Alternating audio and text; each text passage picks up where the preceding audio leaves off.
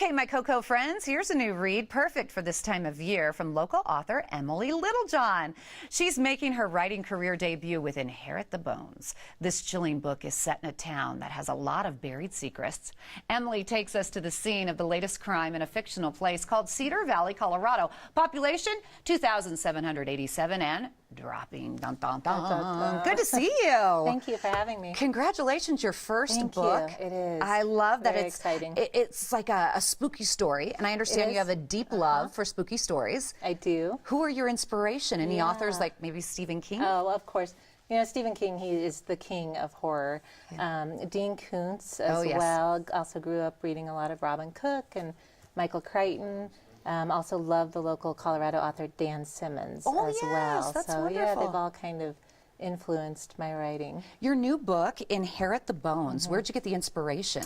You know, Inherit the Bones really grew out of three separate ideas. The first was really wanting to explore the life of a pregnant detective. So the main character is pregnant, and me being in the same spot right now, I owe her an apology. I feel terrible because I put her in all these situations, and I really should have just had her on the couch. She should have been eating bonbons and relaxing, right? The main character's name is Gemma? It is Gemma Monroe. Tell me a little bit about her. Yeah, so Gemma, as I said, she's 6 months pregnant, and she, at her core, she's a very good, decent person.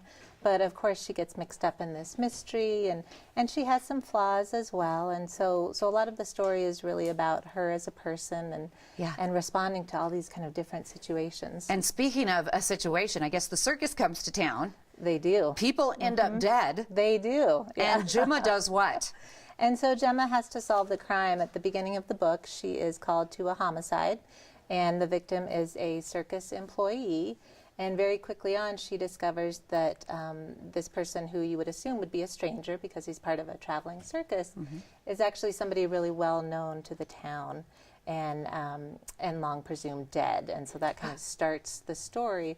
And then it ties back to a unsolved crime from 30 years prior. You know, I'm going to read this week, and this is perfect for Halloween. It is. Inherit the Bones is available for purchase everywhere November 1st. Yes, Tuesday. Okay, so talk about how we can pre-order online and share some of the details of your launch party, too. Yeah, so you can go to my website, which is emilylittlejohn.com. You can also connect with me on Facebook.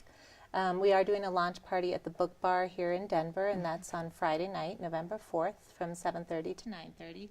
And then I'll be at the Tattered Cover on Saturday, November 5th, doing more of a traditional author event. So that'll be a reading and a question and answer session, as well as a book signing. So locally you're doing book signings. Are you going on tour outside of Colorado? I'm not, no, with the baby coming, That's true. You're juggling a lot right now. But we will be in Fort Collins on Saturday, November 12th.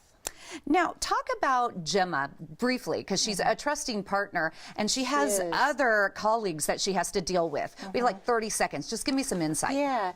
So imagine like your worst case scenario, people that you might have to work with, a partner that you can't really trust, colleagues that may or may not be involved in this prior crime and in this modern day crime as well. And so she's got to really kind of navigate her way through that and learn to build up trust when it's warranted and not so much when it's not. Well, goodness, it was so great having you on the show. Congratulations again on the success of the book and the baby. Thank you. Do we know, is it a boy or a girl? We're not going to find out. No.